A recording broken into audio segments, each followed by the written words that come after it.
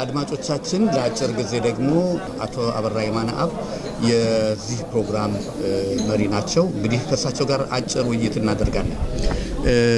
አቶ አበራ የማነአብ እንኳን ወደዚህ ኢትዮጵያ ወጣቶች ድምጽ መጡልን። አንዳንድ አጫጭር ጥያቄዎችን መጠየቀውና በኢትዮጵያ የዚህ የፌደራሊዝም አመጣጥ እስካሁን ድረስ ቀደም ሲል ብዙ ተሞክሮች ተደርጓል። ፌዴሬቲው ብዙ ነው። አሁን በምን አይነት መልኩ ነው የተሻለ ሆኖ ካለፈው ተምረን የተሻለ ነገር አዘጋጅተን ልንቀርብ የምንችለውና ይህንን ፕሮግራም የዚህ ፕሮግራም ዋና ዓላማና አካሄድ እንዴት እንደሆነ ባጭሩ ብትገልጽልን?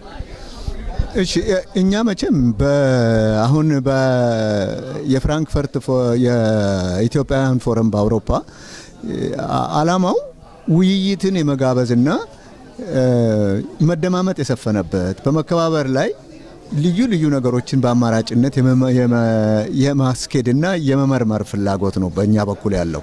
አሁን እኛ በግልጽ ዛም ላይ በመግቢያችን ላይ እንዳስቀመጥ ነው ምንም አይነት ድርጅታዊ ወገናዊነት የለብንም።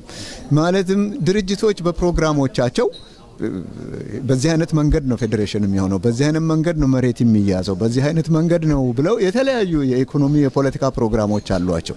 እኛ እንዲህ አይነት ፕሮግራም የለንም። እኛ ግን ምንድነው ኢትዮጵያ እንደ አገር ህልውናዋ የሚያረጋግጥ የህዝቦችንም አንድነት የሚያዳብር አካሄድ እንድናሰርጽ ነው።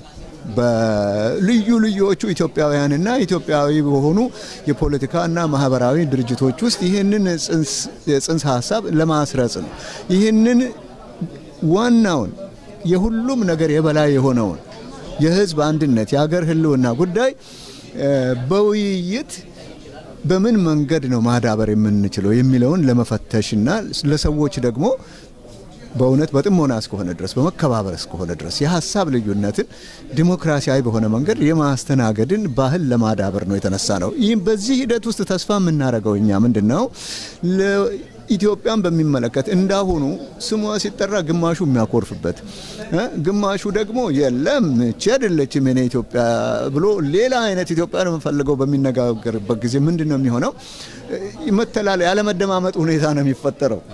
ስለ ኢትዮጵያ ስሟን ጠርተን ግን ያለን አመለካከት በጣም የተለያየ ነው የሚሆነው። እኛ ከዛ ለመሻገርና የወደፊቱን በሚመለከተው ኢትዮጵያን አንድ የጋራ ራዕይ ባለው ሁኔታ ወደ ኢትዮጵያ ለመሸጋገር ስለ ኢትዮጵያ የጋራ ራዕይ ኖሮን ህገ መንግስት ስንል ምን ማለታችን ነውና የኛ ህገ መንግስት የኢትዮጵያውያን ሁሉ ፌዴሬሽንም ስንል ምን ማለታችን ነው? ስለ ቋንቋዎች ስንናገር በእነዚህ መሰረታዊ በሆኑ ትላልቅ ጉዳዮች መግባባት ካለ የፈለገው አይነት መንግስት ቢመጣ የፈለገው ፓርቲ ስልጣን ቢይዝ እኛ ምንም ችግር የለም። በህግ የበላይነት እስከተዳደረን ድረስ ህገ መንግስቱ የሁላችንንም የኢትዮጵያን ህዝቦች እንዲኖሩበት የሚፈለጉትን ነገሮች ያካተተልን እስከሆነ ድረስ በፖለቲካ ስልጣንማ በተራ ፓርቲዎች ስልጣን ላይ መውጣት የዲሞክራሲያዊ ስርዓት ደንብ ነው።